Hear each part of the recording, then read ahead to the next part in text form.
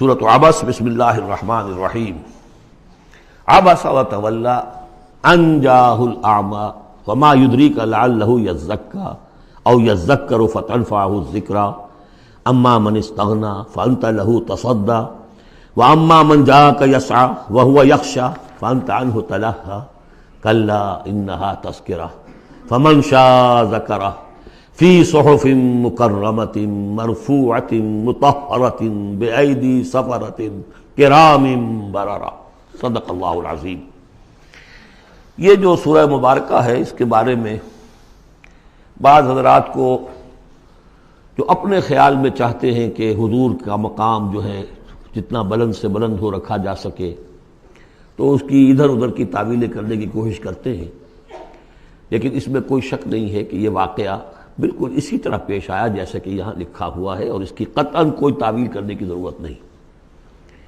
دیکھیے، نبی کا معاملہ یہ ہوتا ہے، رسول کا معاملہ خاص طور پر، کہ اسے دیکھنا ہوتا ہے کہ مجھے ایک عظیم جو میرے اوپر ذمہ داری ڈال دی گئی ہے، اس کے پورا کرنے کے لیے بہتر راستہ کون سا ہے۔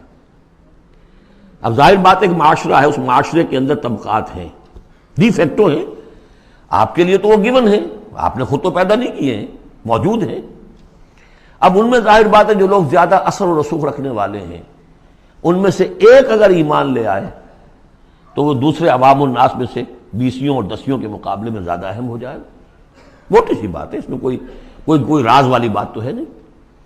اس لیے حضور نے دعا کی، جھولی پسار کر دعا کی، پروردگار عمر بن الخطاب اور عمرو بن ہشام یعنی ابو جہل میں سے ایک کو تو میری جھولی میں ضرور ڈال دے۔ یہ ویسے لوگ ہیں، اپنے معاشرے میں اثر و رسوخ رکھنے والے ہیں، حیثیت ہے، تکڑے ہیں، تو اگر ان میں سے کوئی ایمان لے آئے تو تقویت حاصل ہوگی۔ تو نتیجہ یہ نکلتا تھا کہ حضور ایسے لوگوں کی طرف زیادہ راغب رہتے تھے، توجہ فرماتے تھے۔ پھر خاص طور پر جو لوگ اپنے ساتھی ایمان لے آئے ہیں، اب یہ کہ ظاہر بات ہے وہ تو اپنے ہی ہیں۔ آدمی بسا اوقات کوئی زیادتی کر بیٹھتا ہے اپنوں کے اوپر، اور اس کی اپنائیت ہی در حقیقت کہ یہ تو اپنا ہے، اس کو کوئی بات نہیں، سہ جائے گا، برداشت کر لے گا، اور یہ سمجھ لے گا کہ اس میں کوئی مصلحت ہوگی۔ تو اگر اس طرح کا رویہ ہو تو یہ بالکل منطقی ہے، سمجھ میں آنے والی بات ہے کہ ایک روز حضور کے پاس کچھ قریش کے سردار بیٹھے ہوئے تھے، گفتگو کر رہے تھے۔ عبداللہ ابن ام مکتوم رضی اللہ تعالی عنہ ایک نابینا صحابی ہیں، وہ آ گئے۔ اب یہ کہ بہرحال نابینا تھے، لیکن یہ کہ بہرے تو نہیں تھے، اندازہ تو انہیں بھی ہو گیا ہوگا کہ اس وقت گفتگو ہو رہی ہے، کن لوگوں سے ہو رہی ہے۔ اور جو نابینا ہوتے ہیں اللہ تعالیٰ ان کی کوئی اور ایک رنگ تیز کر دیتا ہے، کمپنسیٹ تو کرتا ہے نا ان کو۔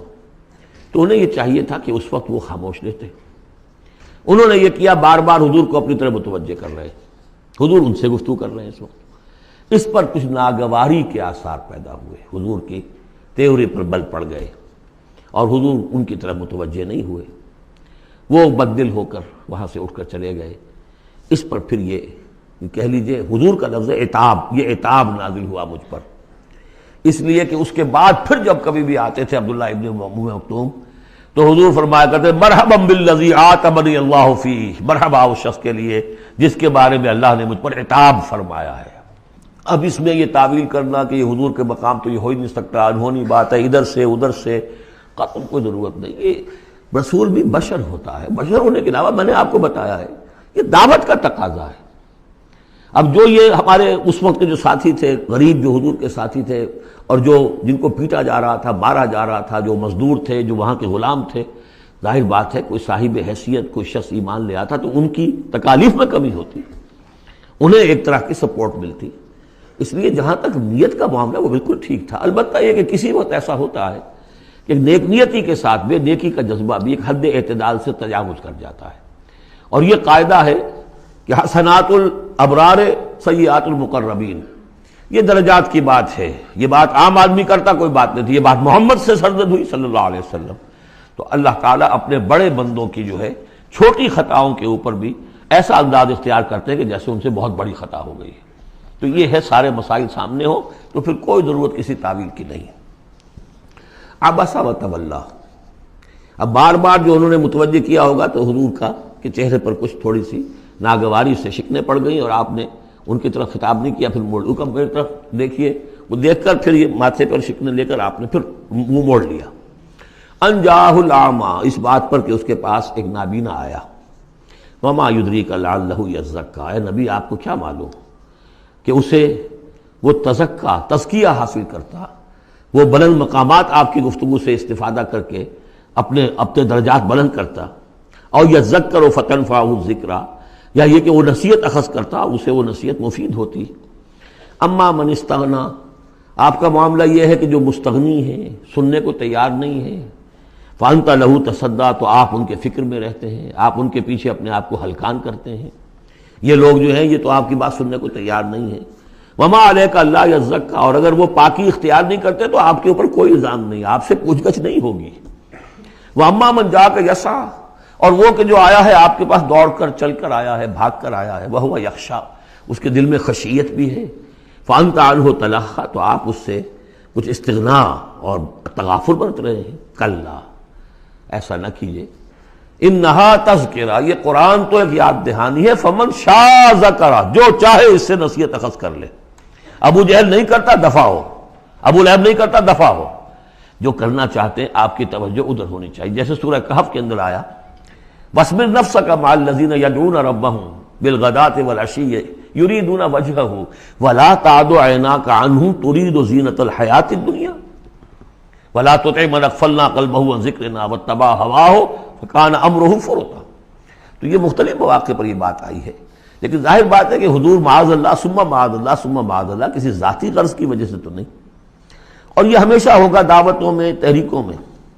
ظاہر بات ہے ہر سطح کے لوگ ہوتے ہیں، اب جو بھی داعی کوئی ہے، کوئی کسی جماعت کا امیر ہے، اب اس کا وہی ہوگا، اور وہ چونکہ ایک کمپلشن ہے کہ جو لوگ معاشرے میں زیادہ مؤثر ہیں، صاحب حیثیت ہیں، ان کا ایمان لے آنا، ان کا ساتھ آ جانا، کسی تحریک میں شامل ہو جانا، وہ اس تحریک کے لیے، اپنے لیے نہیں، ذات کے لیے نہیں، اس تحریک کے لیے، اس دعوت کے لیے، اس مقصد کے لیے یقیناً مفید تر ہے۔ اس حوالے سے معاملہ رہے گا، اور اس میں یقیناً پھر ایسا ہوتا ہے کہ دوسرے طبقات کے لوگ جو ہیں وہ پھر اسے محسوس کرتے ہیں، مغایرت سی ہو جاتی ہے۔ تو یہ در حقیقت دنیا میں بھی یوں سمجھیے کہ ہر اعتبار سے یہ پل صراط جسے ہم کہتے ہیں کہ اس کو بال سے زیادہ باریک اور تلوار کی دھار سے زیادہ تیز ہوگی، وہ دنیا میں بھی ہے۔ دو انتہاؤں کا معاملہ ہر وقت رہتا ہے۔ کوئی شخص جو ہے وہ اپنی خودداری، عزت نفس کی وجہ سے ایک رویہ اختیار کرتا، دوسرا سمجھتا متکبر ہے یہ۔ ایک شخص ہے جو کسی کے ساتھ ملائمت سے پیش آتا ہے، دوسرا سمجھتا ہے میری خوشامد کر رہا ہے، چاپلوسی کر رہا ہے۔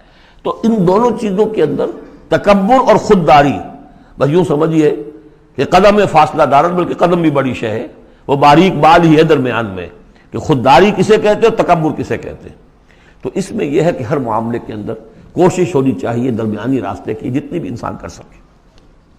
یہاں جس شان کے ساتھ قرآن کا ذکر ہوا ہے کہ اس قرآن مجید کو بھی آپ اپنا جس طریقے سے اپنی فرض رسالت کی ادائیگی کے لیے جس طرح آپ اپنے آپ کو ہلکان کر رہے ہیں، اس میں ایک پہلو اور بھی ہے، اس قرآن کی بھی توہین ہو رہی ہے۔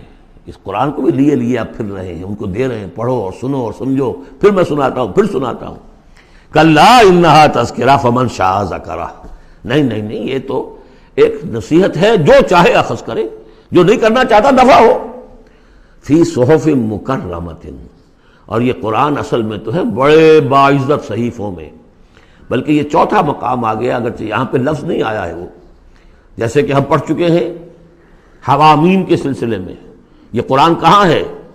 وَإِنَّهُ فِي أُمِّ الْكِتَابِ لَدَيْنَا لَعَلِيٌّ حَكِيمٌ، یہ تو ام الکتاب کے اندر ہے جو ہمارے پاس ہے اور بڑی بلند مقام پر ہے۔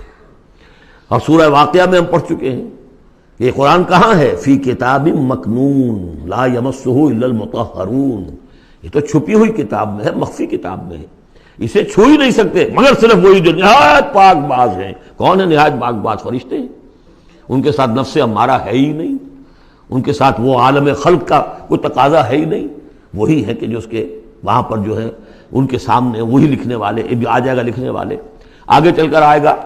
وہ یہ قرآن کہاں ہے؟ بل ہوا قرآن مجید فی لوح محفوظ، تو لوح محفوظ، کتاب مکنون، ام الکتاب، اصل قرآن وہاں ہے، جیسا کہ بارہا میں نے کہا یہ تو قرآن کی مصدقہ نقول ہے جو اللہ نے ہمیں فراہم کر دی، اصل قرآن وہاں ہے، اسی کا تذکرہ یہاں ہو رہا ہے فی صحف مکرمۃ۔ وہ ام الکتاب جو ہے وہ تو بڑے مکرم، بڑے معزز باعزت ورقوں میں ہے، مرفوعہ، بلند و بالا، مطہرہ، نہایت پاک، بِأَيْدِي سَفَرَةٍ، وہ ان کے ہاتھوں میں ہے لکھنے والے فرشتے، وہاں سے نقلیں تیار کر کر کے بھی تو آخر بھیج رہے ہیں نا وہ، بِأَيْدِي سَفَرَةٍ كِرَامٍ بَرَرَةٍ، اور وہ خود بھی بڑے باعزت ہیں، بڑے نیک ہیں۔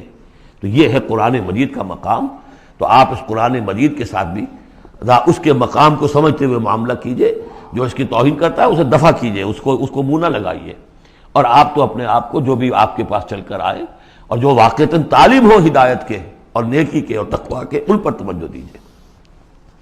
قتل الانسان ما اکفرہ، ہلاک ہو جائے یہ انسان کس قدر یہ ناشکرا ہے۔ من ای شیء خلقہ، کبھی سوچے یہ اللہ نے اسے کس چیز سے پیدا کیا ہے۔ من نطفہ، ایک بوند سے، خلقہ، اسے بنایا، فقدرہ، اس کا ایک اندازہ مقرر کر دیا۔ دیکھیے ہر انسان کا ایک اندازہ ہے، شاکلہ۔ آج ہم سمجھتے ہیں جینز ہیں، ہر شخص کو جو جینز ملے ہیں اسی کے حساب سے اس کا شاکلہ وجود میں آئے گا، یا تو اس کو جو جینز مل رہے ہیں ماں سے اور باپ سے، اور یا پھر یہ ہے کہ جس ماحول میں اللہ نے اس کو پیدا کیا اس سے اس کا ایک شاکلہ وجود میں آتا ہے۔ تو فرمایا کہ اس کا پھر ایک اندازہ بھی ہم نے مقرر کر دیا۔ ثم السبیل یسرہ، پھر ہم نے آسان کر دیا اس پر راستہ۔ اس میں یہ بھی ہے، معنی لیے گئے ہیں کہ ماں کے پیٹ سے اب کس قدر یہ مرحلہ سخت ہے، اس کا وہ راستہ جو اس کا نکلنے کا ہے کس قدر سخت ہے، کس قدر انسان کے لیے واقعتاً ایک عجوبہ ہے، تو اس کو وہ راستہ اس کے لیے آسان کر دیا۔ لیکن یہ کہ پوری زندگی کا راستہ بھی ہے۔ ثم اماتہ فاقبرہ، پھر اس پر موت وارد کی اور پھر اسے قبر میں داخل کر دیا۔ ثم اذا شاء انشرہ، پھر جب چاہے گا اسے اٹھا لے گا۔ اب اس میں جو اثر ہے ردم کو دیکھیے، جب یہ کیا پھر یہ کیا پھر یہ کیا پھر یہ کیا پھر، تو کیا یہی مشکل ہے کہ دوبارہ اٹھا نہیں سکتا؟ قتل الانسان ما اکفرہ من ای شیء خلقہ، من نطفہ خلقہ فقدرہ ثم السبیل یسرہ ثم اماتہ فاقبرہ ثم اذا شاء انشرہ کلا لما یقض ما امرہ۔ کوئی نہیں، لیکن اس نے تاحال وہ بات پوری نہیں کی جس کا کہ اسے حکم دیا گیا تھا۔ فَلْيَنظُرِ الْإِنسَانُ إِلَىٰ طَعَامِهِ، تو ابھی اگر کوئی شک ہے تو ذرا انسان غور کرے، اسے کس طرح پیدا کیا تھا، اب اس کے لیے غذا کہاں سے اللہ دے رہا ہے، اس کا پیدا کرنے والا۔ فَلْيَنظُرِ الْإِنسَانُ إِلَىٰ طَعَامِهِ، وہ ذرا اپنے کھانے کو دیکھو، غذا کو دیکھے۔ أَنَّا صَبَبْنَا الْمَاءَ صَبًّا، ہم نے آسمان سے بارش برسایا جیسے کہ برسایا جاتا ہے، پانی برسایا۔ ثُمَّ شَقَقْنَا الْأَرْضَ شَقًّا، پھر ہم نے زمین کو پھاڑا جیسے کہ وہ پھٹتی ہے، اس میں سے وہ پھر کونپلیں نکلی ہیں۔ فَأَنبَتْنَا فِيهَا حَبًّا، ہم نے اگا دیے اس میں اناج، وَعِنَبًا وَقَضْبًا، اور اس میں انگور بھی اور مختلف ترکاریاں بھی، ککڑیاں وغیرہ، وَزَيْتُونًا، اور زیتون، وَنَخْلًا، اور کھجوریں، وَحَدَائِقَ غُلْبًا، اور بڑے گھنے اور گنجان باغ، وَفَاكِهَةً، اور میوے، وَأَبًّا، اور چارہ تمہارے جانوروں کے لیے، مَتَاعًا لَكُمْ وَلِأَنْعَامِكُمْ، یہ تمہاری ضروریات کی بہم رسانی ہے، تمہارے لیے بھی اور تمہارے چوپایوں کے لیے بھی۔ کس قدر یہ مضامین جو ہیں مل رہے ہیں سورہ نازعات کے اور عبس کے۔ فَإِذَا جَاءَتِ الصَّاخَّةُ، وہاں کیا تھا؟ فَإِذَا جَاءَتِ الطَّامَّةُ الْكُبْرَىٰ، یہاں آیا فَإِذَا جَاءَتِ الصَّاخَّةُ، جب وہ آ جائے گی کان پھوڑنے والی، یعنی جب وہ سور میں پھونکا جائے گا تو وہ جو کان پھوڑنے والی آواز آئے گی۔ یوم یفر المرء من اخیہ، اس دن بھاگے گا انسان اپنے بھائی سے، وَأُمِّهِ، اور اپنی ماں سے، وَأَبِيهِ، اور اپنے باپ سے، وَصَاحِبَتِهِ، اپنی بیوی سے، وَبَنِيهِ، اپنے بیٹوں سے، لِكُلِّ امْرِئٍ مِّنْهُمْ يَوْمَئِذٍ شَأْنٌ يُغْنِيهِ، ہر جان کے لیے، ہر انسان کے لیے اس دن ایک ایسی جان پر بنی ہوگی جو ہر ایک سے اسے بالکل بے خبر کر دے گی، وہ اسی میں نفسی اسی میں الجھا ہوا ہوگا۔ وجوہ یومئذ مسفرہ، اب وہی نقشہ جو سورہ قیامہ میں آیا تھا، وجوہ یومئذ ناظرۃ الی ربها ناظرہ، ووجوہ یومئذ باسرۃ تظن ان یفعل بها فاقرہ۔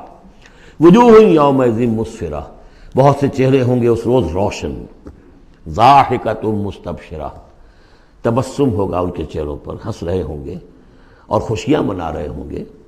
ووجوہ یومئذ علیہا غبرہ، اور کچھ چہرے ہوں گے ان کے اوپر دھول پڑی ہوگی، غبار آلود، ترہقھا قطرہ، ان پر سیاہی چھائی ہوئی ہوگی۔ اولئک ھم الکفرۃ الفجرہ، یہی ہے وہ کہ جو منکر ہے اور فاجر ہیں، اپنے نفس کے تقاضوں کو پورا کرنے کے لیے وہ تمام حدود سے اور قیود سے آزاد ہو جاتے ہیں۔